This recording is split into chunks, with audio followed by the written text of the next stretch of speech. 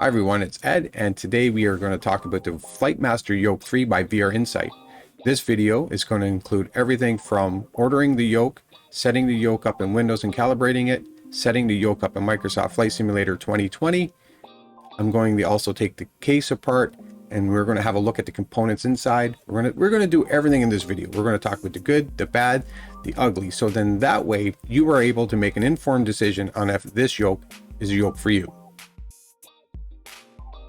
If you head over to vrinsightshop.com, you can find a list on the left-hand side. Click on yoke, and the VR Insight FLIGHTMASTER Yoke III FS 2020 is the very first result. You can see it here.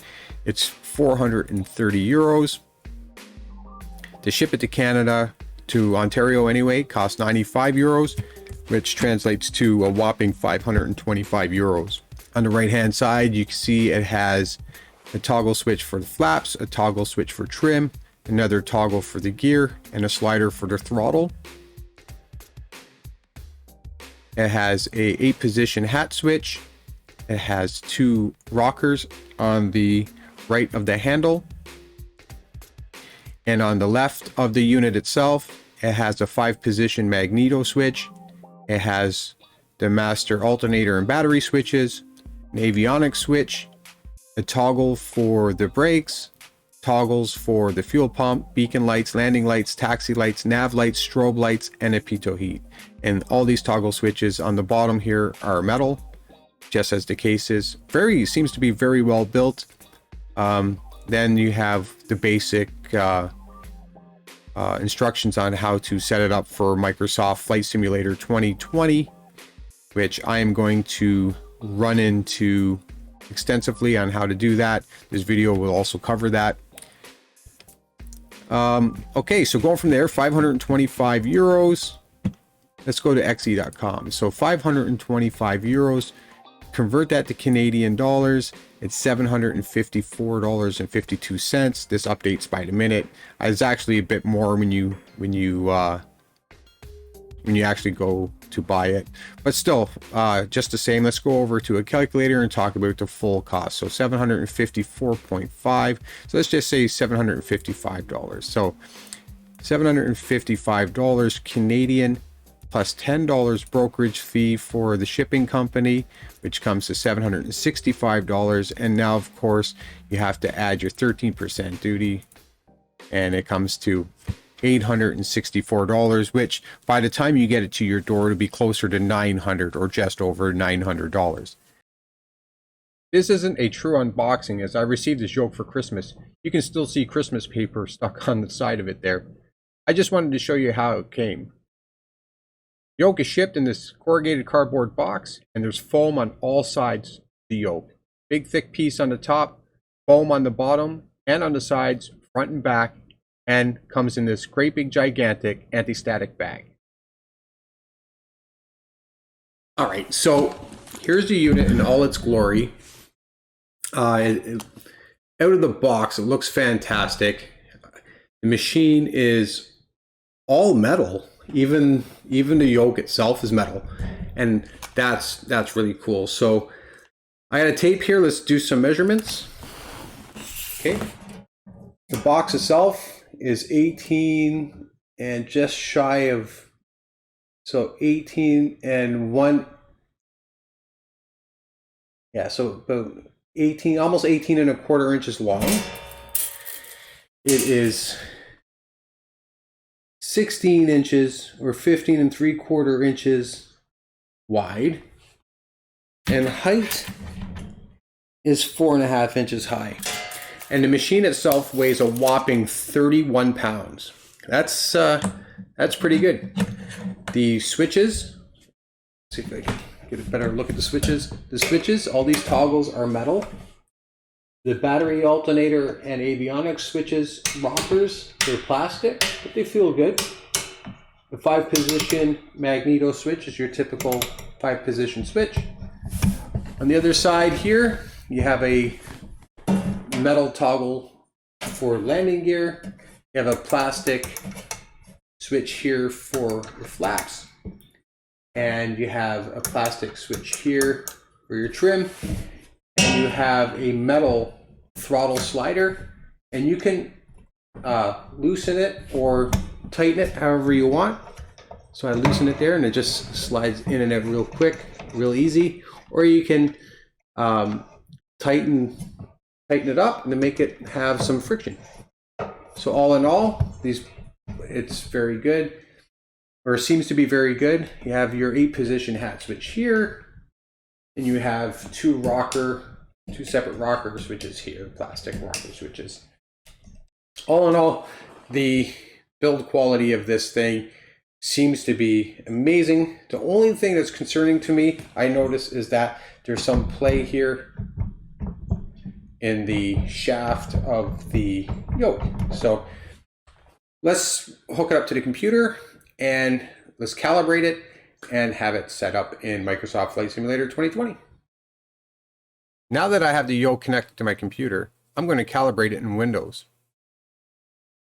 To do that, open up Control Panel,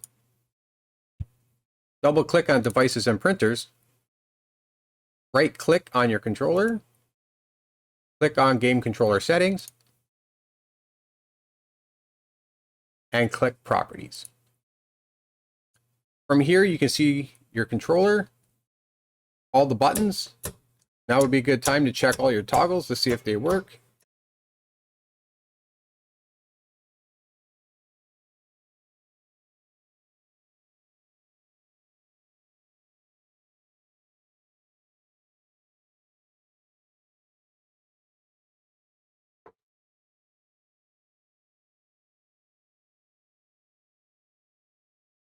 So this is supposed to be an 8-position hat switch, but I am not getting any feedback when I push down on the hat switch. There's a button, it doesn't do anything.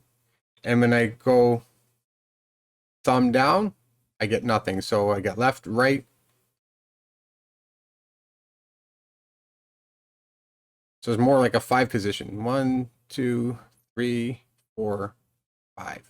I'm not getting anything else. I'm not sure if that's the way it's supposed to be, but that's the way it is. All right, so let's go ahead and calibrate. From here, go to Settings, Calibrate, and just go through the wizard.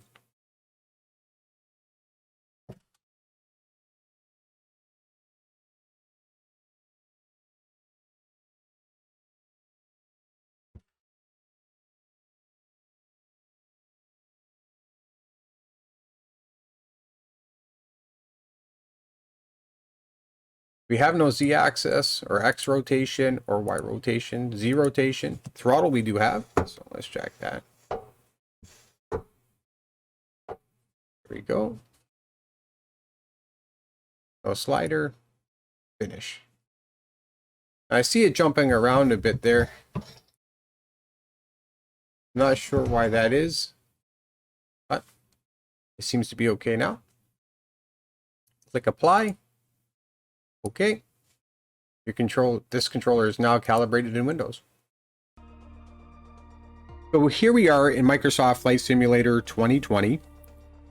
We're going to set up the key mapping for this FLIGHTMASTER Yoke III from VR Insight. For me, I find this to be very frustrating, as I have nothing but ghost inputs, and you're going to see that right now actually. So go into Options, Control Options, and you see the FLIGHTMASTER Yoke.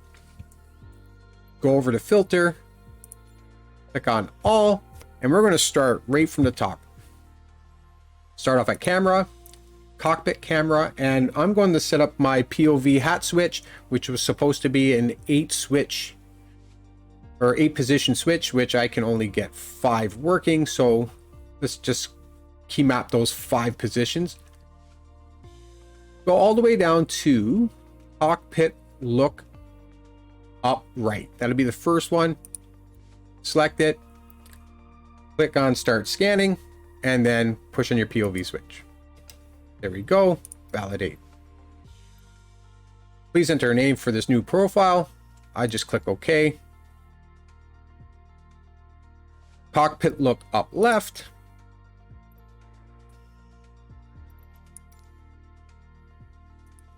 Cockpit look up. And do it right. Very sensitive.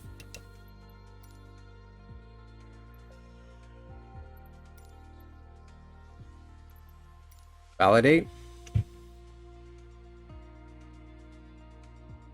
Look right.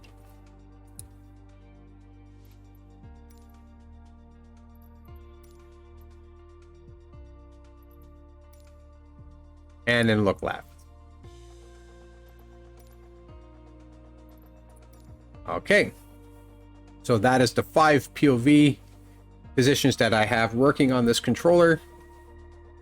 And now we are going to go on to the next section, which is going to be instruments and systems. Instruments and systems. I am going to go right into flight instruments, and here we are going to set up our avionics switch. Now you see that there's an option here to key map a toggle switch, but these toggles don't work that way. I learned that the hard way. What we're going to do, all our toggles are going to be set. So let me find the set avionics master right here.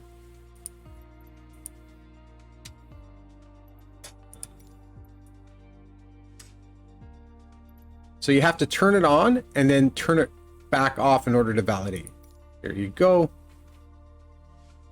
Where did that go?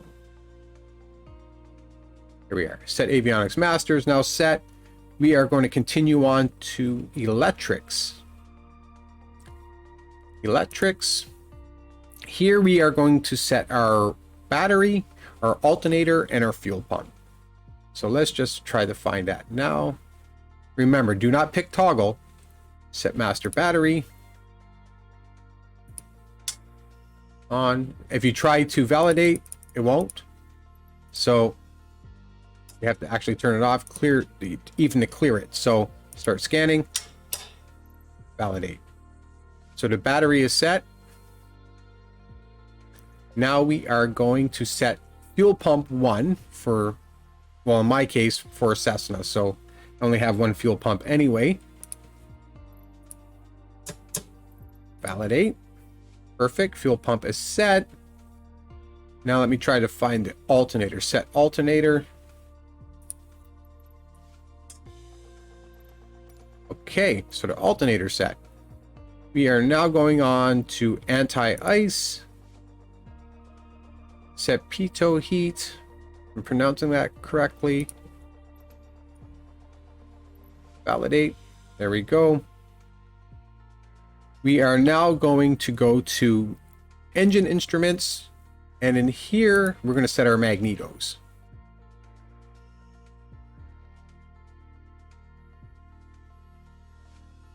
And the magnetos are just marked like this. So magneto start. Okay. Magneto right.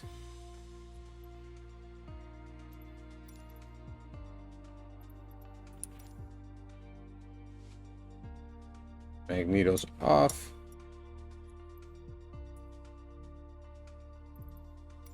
Okay. Magneto left.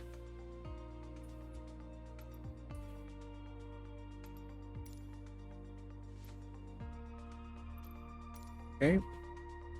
And magnetos both.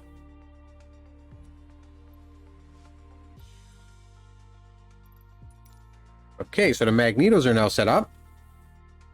Now we're going to go on to the primary controls. Scroll all the way down.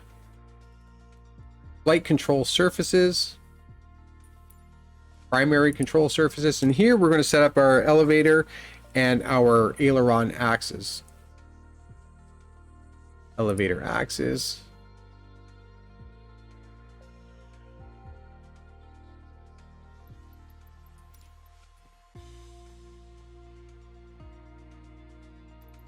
Validate. So we can check. All right. So I'm going to uncheck the reverse axis. And now I'm going to go to the aileron axis.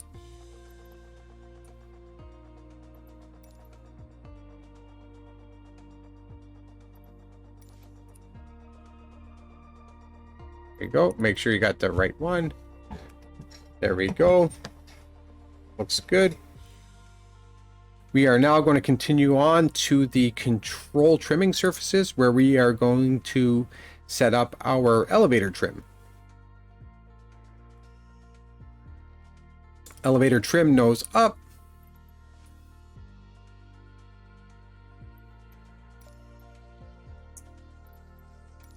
Okay. Elevator trim nose down. There you go. So trim is set. Let's go on to the flaps, and that's going to be on the secondary control surfaces. Increase flaps.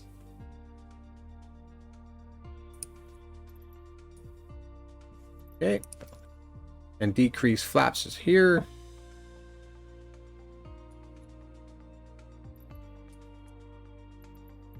All right.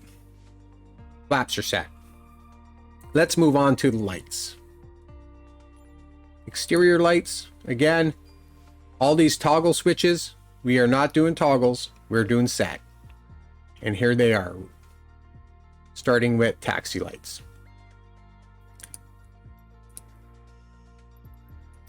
Okay, set strobes.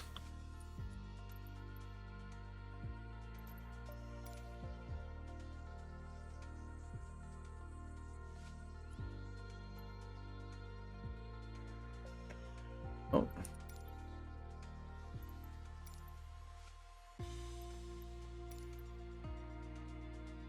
God, these ghost inputs are so annoying. Okay, validate. Oh, that was nav. Actually, I did the wrong input there. There we go. That's better. Ending lights. There we go.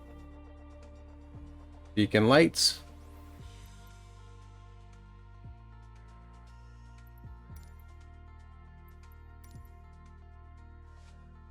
Fantastic. My beacon toggle doesn't work. Just add to the disappointment, I guess. Anyway, guess no beacon light switch. So I have, what do I have? I have my taxi, my strobe, my landing, my nav. Yep, okay. That's it for the lights. Next, we're going to move on to brakes. And I am going to put that parking brake right here. That parking brake. There we go. Validate. Okay. Next, we are going to move on to power management. We're going to go to throttle. And we're going to go to throttle axis right here. Pushing your throttle lever. Joystick slider Y. Validate. Nope. That's not the right one.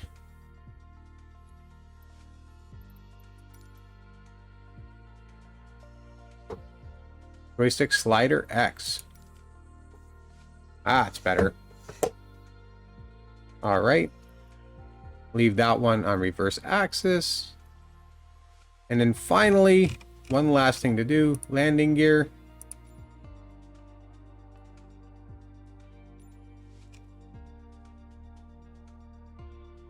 Set landing gear.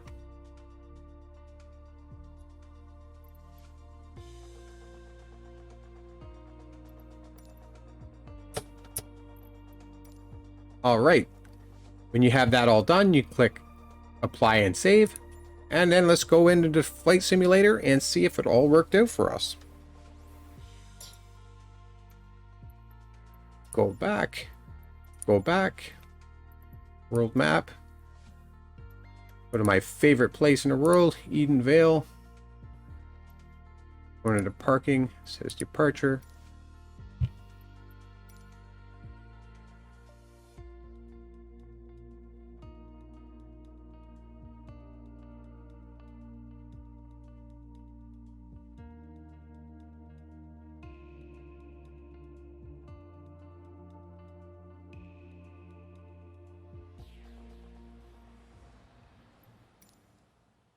So here we are. Let's just move the camera down.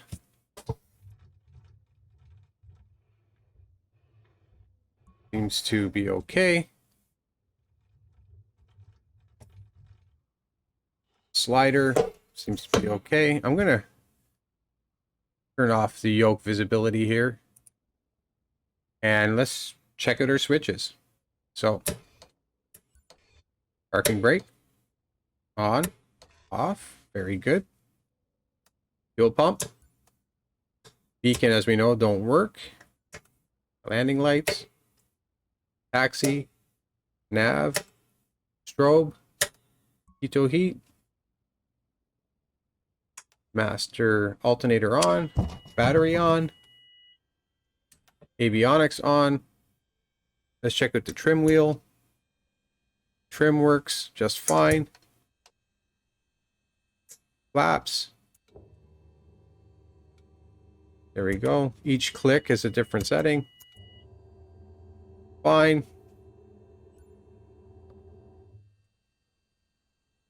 Let's start it up. My brake on.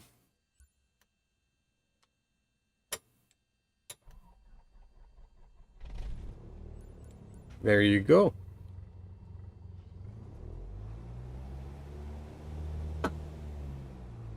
All right. Looks like we are all set up. And that is it. That's how you set this controller up, this yoke, the FLIGHTMASTER Yoke III. That's how you set it up in Microsoft Flight Simulator 2020. All right, so I'm back upstairs. I disconnected this unit from my computer. I ran into some issues with the calibration. It all calibrated just fine. It was very touchy, glitchy. I had some phantom inputs going on, and setting it up in Microsoft Flight Simulator 2020 seemed to be a little difficult as well. So I decided, okay, you know what? I'm going to take the unit apart. Let's take a look and see what's inside and see what this thing is made of. So I've already removed 12 screws. There were 3 Phillips here, 3 Phillips here, and 3 on each side. So I already removed those screws, so I can just take this lid off now. I'm going to do that. So there we go. Inside the unit itself seems to be, well, pretty underwhelming, to be quite honest. Everything, the mounts for the yoke it's metal, riveted to the bottom piece here. This is the controller board here. It says Game Controller 2.1 VR Insight, August 21st, 2015. See a number of wires going to it. These are, I guess, for all the switches, naturally. This is for the yoke. You have this ribbon cable that goes here to this header. This ribbon cable goes to a board, like a breakout board. I don't know if I can position the camera to get a better look at that. Perhaps if I turn it around, just bear with me.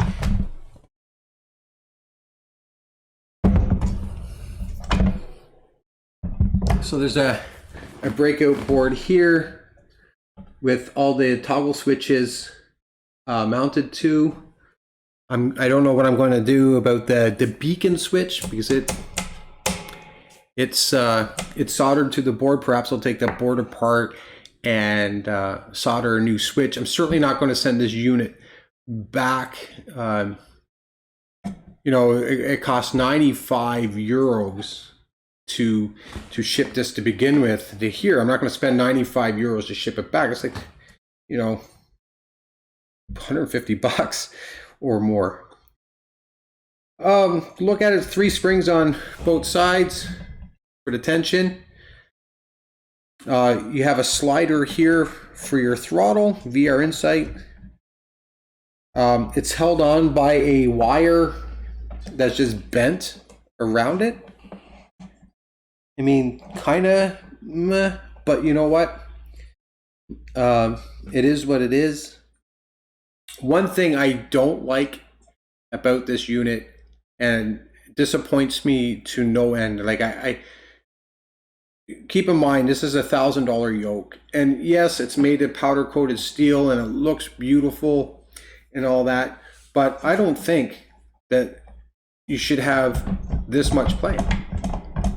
I don't know if you can see that, but there is a substantial amount of play, like right here, the tail. Like, I don't know if I can get the camera in closer to that, but I'll try. This bearing here, like, I mean, that's 1/4 of an inch. You know what I mean? So, and it spins freely.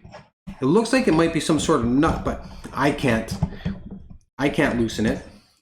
Not with my hands anyway. It's as though this bearing or bushing or whatever it is too small for the hole that's been punched or drilled into this backing plate here, because it's moving up and down. In here, in the yoke section, like I can't turn my yoke very much, but I'm going to take the camera and I'm going to put it down in here. And this unit here, I'm going to move back and forth with my fingers. That's the play I'm getting with my my ailerons. So I don't think this should be moving like that, right? I don't think there should be any play in that at all. But it's a substantial amount of play. I'm going to take this cover off, actually. Here's a closer look at the controller board. There's lots of spots to solder in some more of these sockets if I wanted to, I'm sure. Because in looking at the Windows calibration tool, it showed there was like 30-something buttons and sliders and stuff like that, which, you know, I guess I could add if I wanted to. But, I mean, there's nothing here, so I don't know why I'm getting all that phantom input. I don't know why there's so much noise or where that noise is coming from to make it so hard to calibrate. This is the slider for the throttle, and you can see it's held on by just a metal wire just wrapped around. This is the breakout board here. Sorry. Here's the board for the toggle switches. All the toggles are soldered in. And yeah, so my beacon toggle switch isn't working, so I might have to pull that out, desolder it, and solder in a new one. All right, I'm going to go ahead and remove this plate here. There's 4 hex screws here. One on each side. So I'm just going to go ahead and remove those. Let's take a look.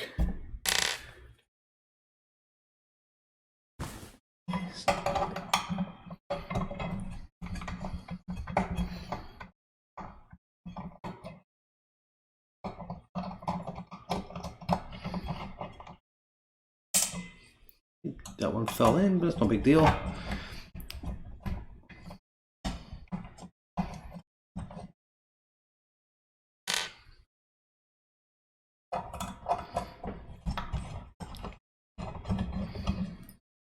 All right.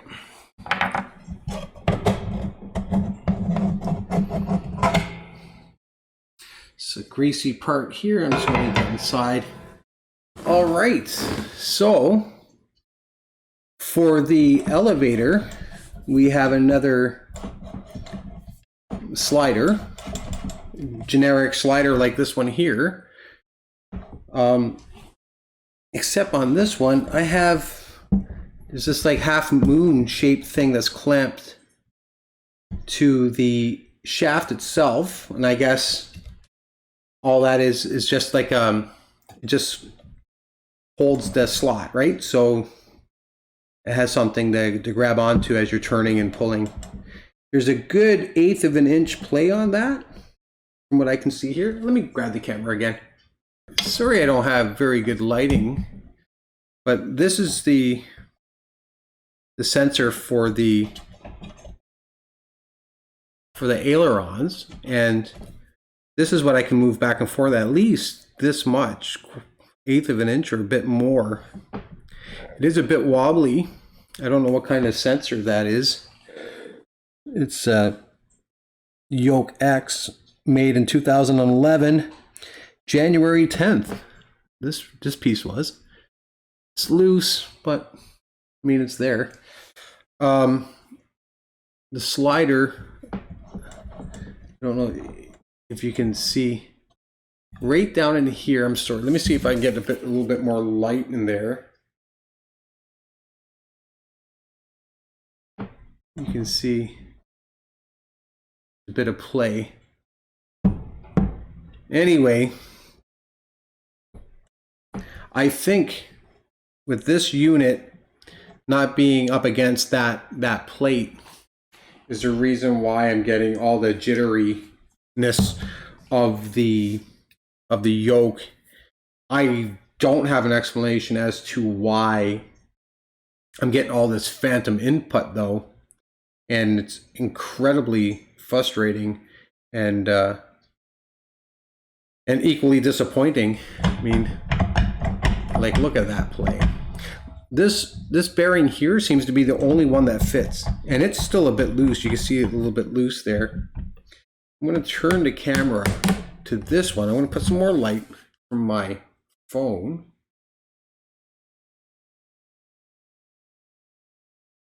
And look at this bearing. Yeah, that's fun, right? So this bearing or bushing or whatever, it's too small for that hole that's been cut. And I can't take that. I can't tighten it anymore with my hands. And yeah, I don't know, but like you can see it's spinning. It's not even, right? That's, you know, that's bad. I'm almost without words, actually.